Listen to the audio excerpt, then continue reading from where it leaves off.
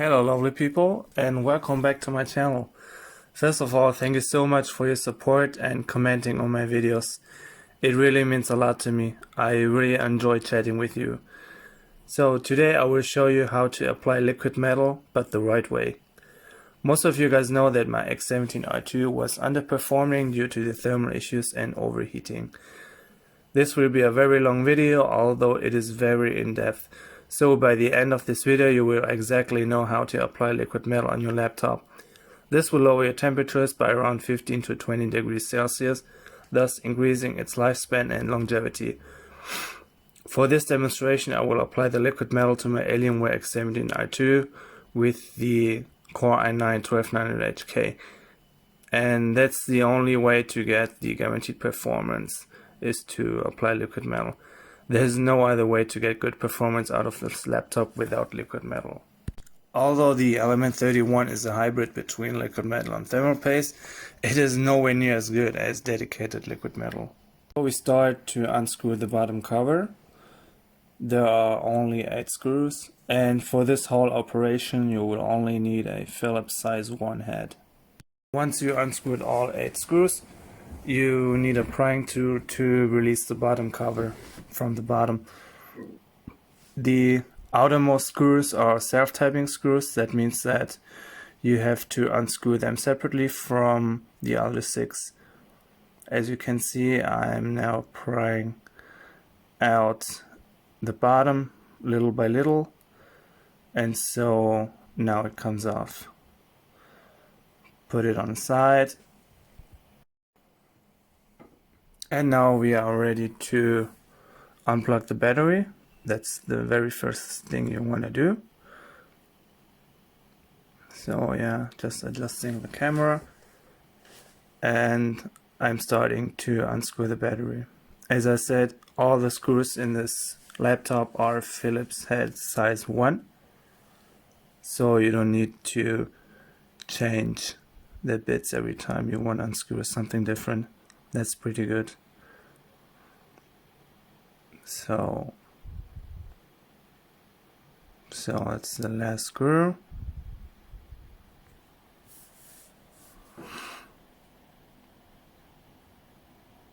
So taking out the battery, put it on a safe place.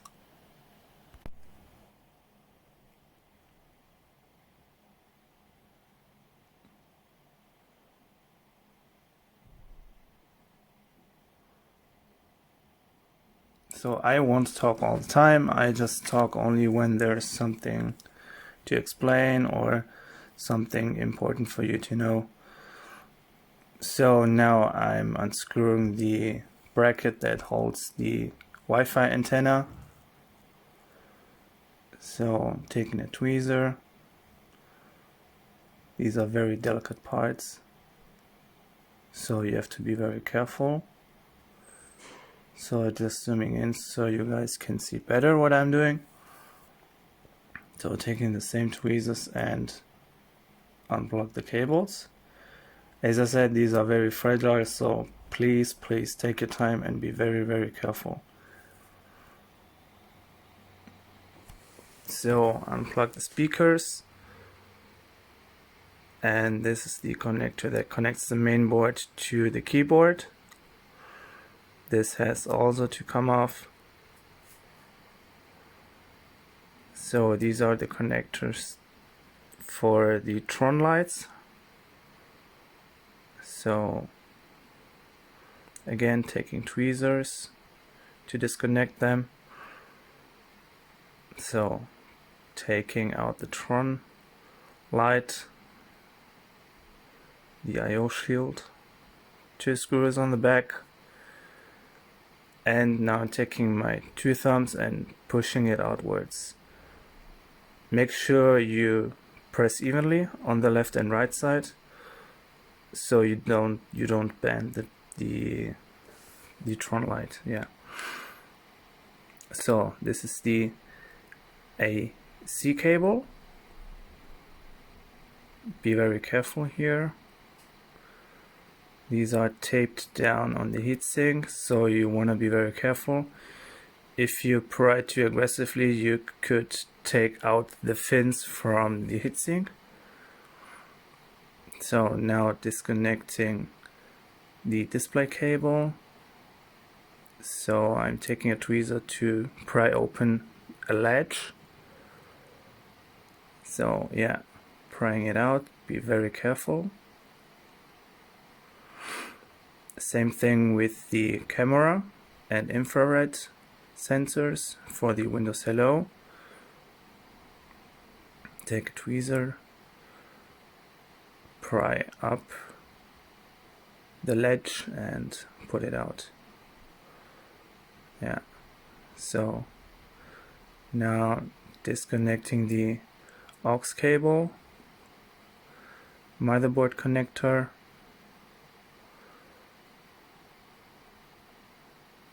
yeah, so be very careful, as I say.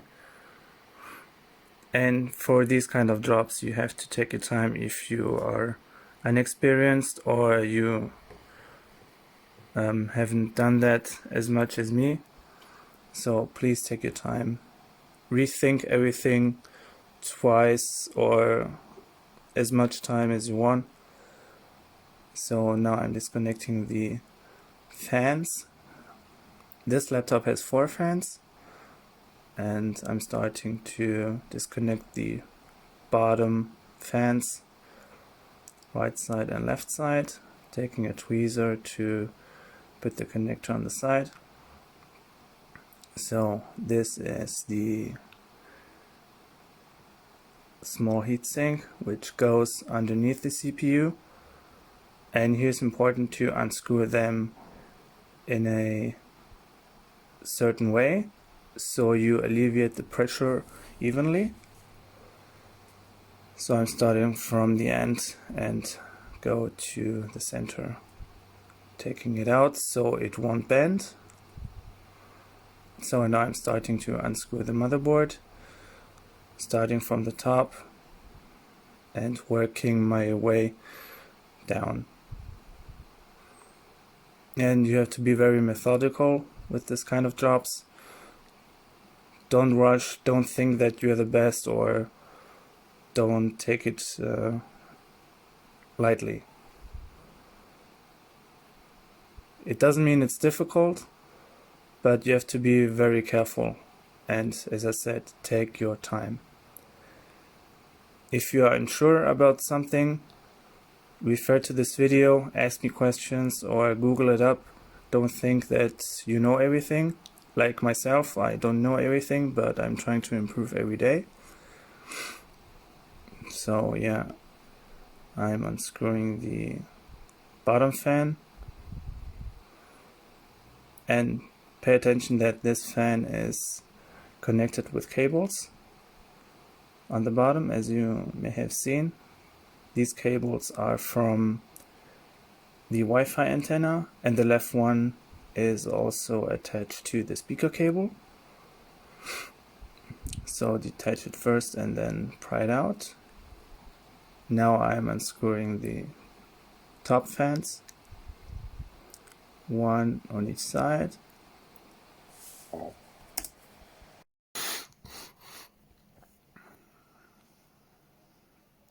And so now I carefully pry up the mainboard, preferably taking both fingers and pry it up from the motherboard. Don't take the motherboard from the heatsink, instead from the middle.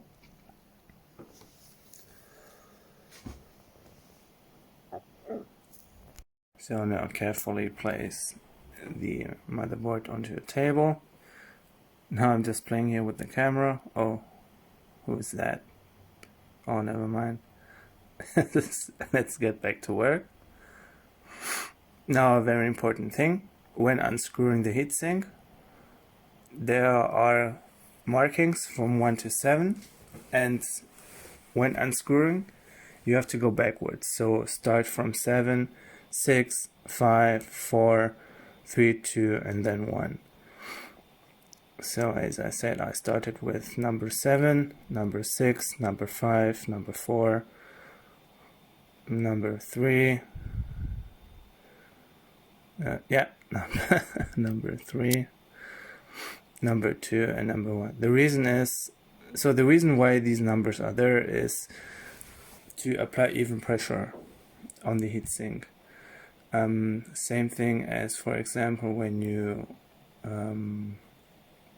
go to a mechanic and you are going to change a tire, you always want to screw the tire in a crisscross pattern so the pressure is applied evenly. So you have seen me plugging out the fans, now turning the motherboard, unscrewing the last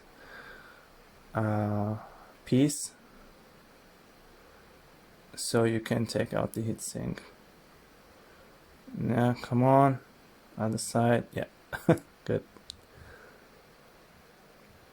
So now the heatsink is unscrewed, it's free to go. So now move up and down, side to side, or I should say do not go up and down, instead side to side, otherwise you will bend the heatsink. Sorry, I meant side to side. So as you can see, I've already disassembled it and tried the GC Extreme Gelid thermal paste. Didn't do anything, so now we will clean up the remainings of the thermal paste.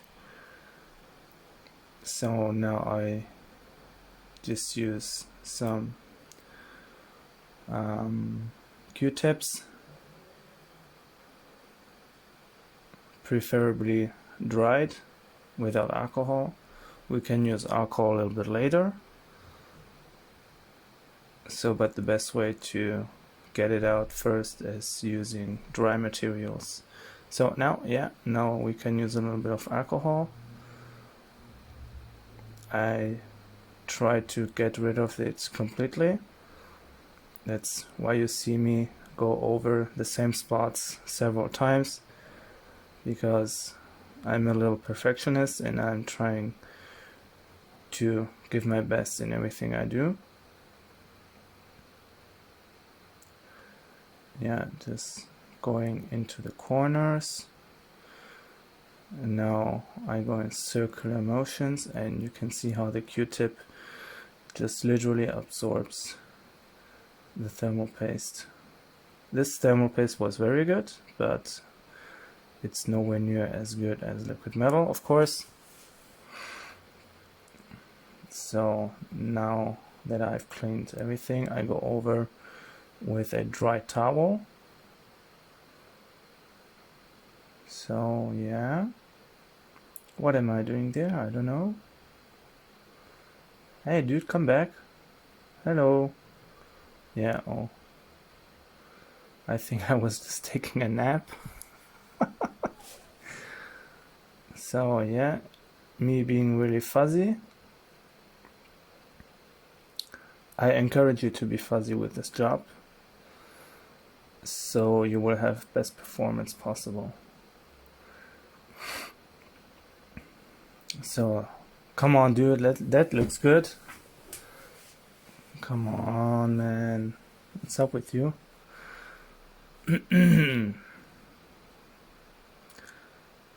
Yeah, going over those corners, there was still a little bit of thermal paste. Now originally I wanted to put some Kapton tape, but I realized that the Kapton tape was too thick, so it would go over the height of the CPU die. So I decided to put the OEM CPU barrier instead of the Kapton tape or electrical tape. Yeah, just so you know, because I was initially thinking to put the Kapton tape, but yeah, it wouldn't work. So I was reverting back to the OEM barrier. So now I'm just cleaning the CPU, the GPU, sorry. Yeah, so just putting a dab of alcohol, Q-tip, of course a new Q-tip, I think I spent like 4 or 5 Q-tips for this job. Yeah. So see me working. And on the GPU I won't put liquid metal since it's not it's not necessary. I mean, the GPU seldomly goes above 80 degrees, so I won't put liquid metal. Instead I would put a really good thermal paste, thermal grizzly. So yeah, now you see me cleaning up the heatsink. Same principle as with the processors. Yeah, thermal paste is very dry. That's why I suggested you guys, if you put thermal paste, please don't be skimpy. Put a real good amount of thermal paste, otherwise it will dry out and your performance will decrease. Like this time I have put not as much as I really wish to, and now you can see that it looked very dry.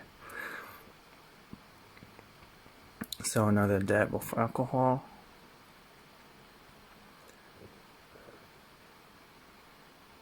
So we want the surfaces to be as clean as possible, so the liquid metal will make very good contact with the surfaces.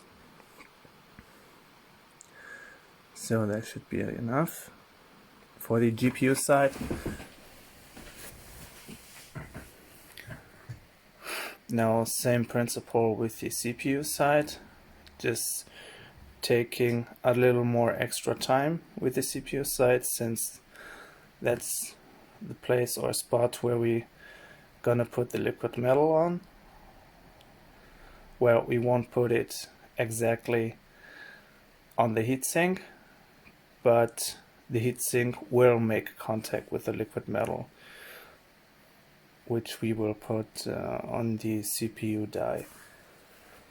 The reason why I won't put the liquid metal on the heatsink is because it won't stick, since the surface is a little bit rough, and that's why it won't really stick. I've tried it, but it didn't work. So now putting a dab of alcohol, going into the edges, into the nooks and crannies,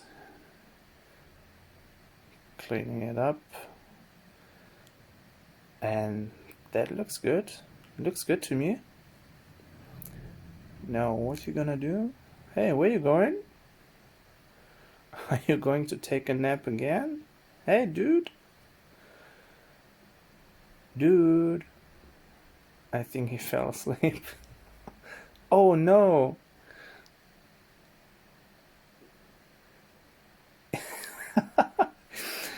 Oh, now he got an alcohol pad. Oh my god.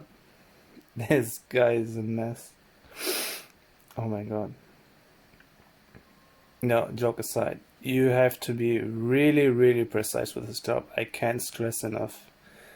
I can't tell you that enough, guys. Be patient and be as good as you can. And as clean as you can, of course. So now I will go over the very last time. Yeah, one more time. So now the fun part begins. Let's apply the thermal paste on the GPU. That's the Thermal Grizzly Cryonaut. Yeah, so cross pattern, and between the crosses I put a little dot. As I said, it's better to have just a tiny more than too less. So now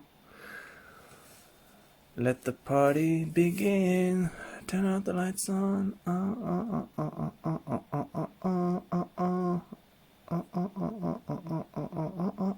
Turn out the lights on. Okay, stop partying, guy. Continue working. So I gone over with a alcohol pad, which was included with the liquid metal. And now just be very careful applying the liquid metal. Press very, very lightly because it will shoot out like, yeah, I don't want to say that, but it shoots out very fast, so be very careful. Now I take the included Q-tips, which are specifically made for this kind of job. They are lint-free, so by using these Q-tips you will definitely make sure that afterwards you won't have any lids inside the liquid metal, so you will have the best performance. So be very, very careful. Take your time. Spread it very evenly in every corner of the die. Now I suggest you to spread it from the inside to the outside and make sure it looks also even. You don't want to have bumps of heights. So for example, you don't want to have one side which is bloated and the other side which is still flat. So try to mitigate that. So yeah, just here it's missing a little bit. Yeah, this looks perfect. So now take the heatsink, just make some space, and here you only have one chance. You won't have a second chance to put it on the perfect spot, otherwise the liquid metal will spread and it will be a mess. So make sure you get it the first time. Yeah, so unscrewing now in order from 1, 2,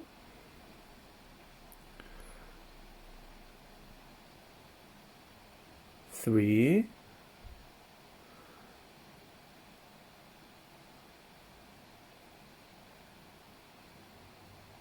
4, exactly, 5, very good, 6,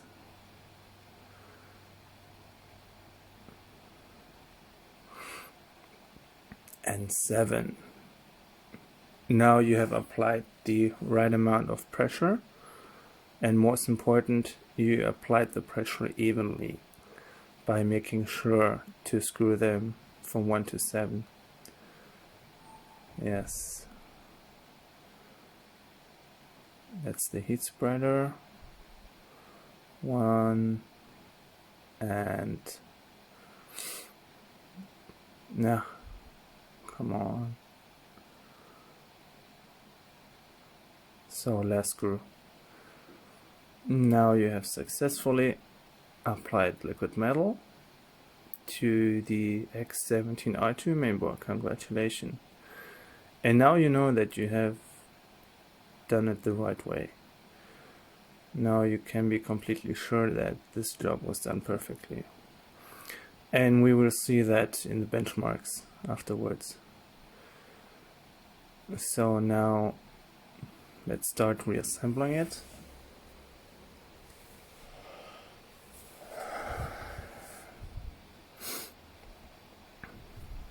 So making sure the mainboard fits the way it should be.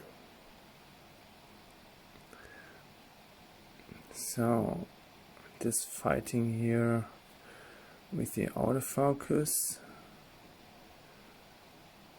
So I start with the heatsink, heat spreader of the backside of the CPU. So now in reverse, as we said, I start from the middle. So the reason is I start from the middle is to apply even pressure on the heatsink so it won't bend. So as you've seen, I started from the middle to the outer. And here's the last screw. I'm sorry for the camera angle. Yeah, but there's a screw. Yeah, come on. Yeah. So just reapplying the cable. That's the AC cable, and this is the display cable. Again, tuck it in and pull down the latch. Now, yeah, attaching the AC cable. That's good. Looks good to me. As good as from the factory. That's the camera. Put it down. Stick it in and then pull down the latch. Yeah, and the sticker. Good. This is the aux cable from the microphone or headset, whichever you prefer using. And the other one, I'm not sure what it was. I'm really not sure. No, it doesn't matter ultimately. Important thing is that you plug everything. So just a little bit of fight. So yeah, it's good.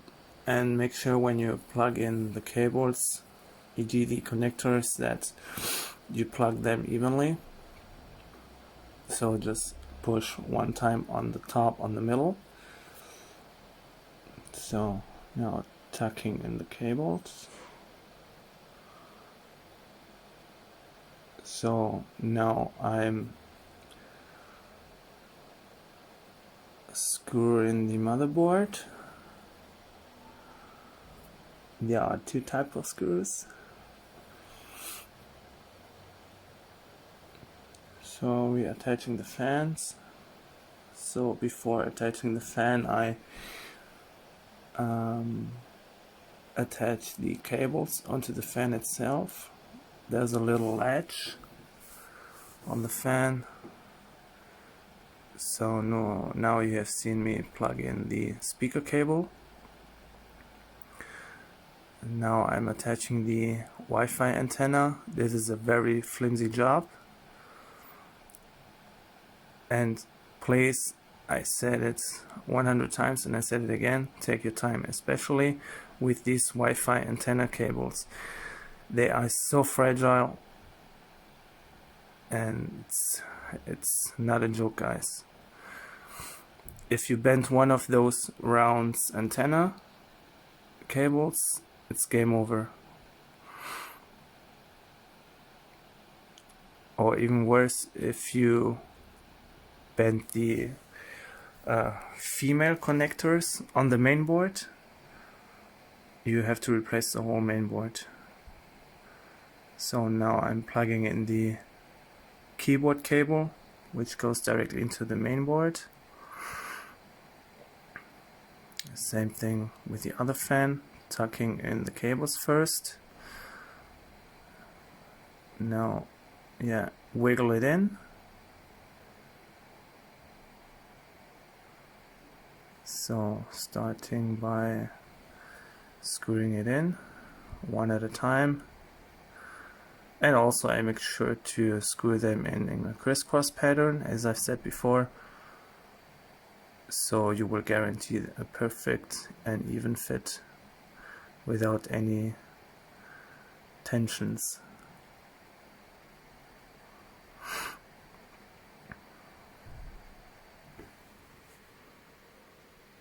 Same thing on the other side.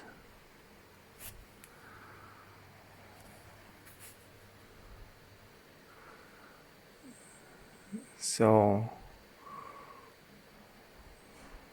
now, yes, these screws are for the bigger fans, and for the bigger fans are only 2 screws, one on the top. Now I'm reattaching the Tron light, screwing him in and putting in the connectors, and pay attention when sliding back the Tron lights. Be careful to not twitch any cables. So we are attaching everything.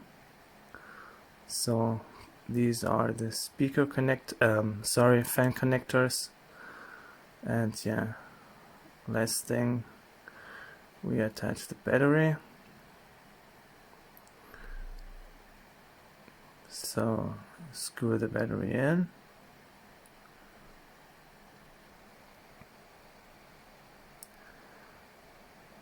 So one screw at a time. Make sure you are using all the screws. Yeah, at the beginning it was very confusing for me.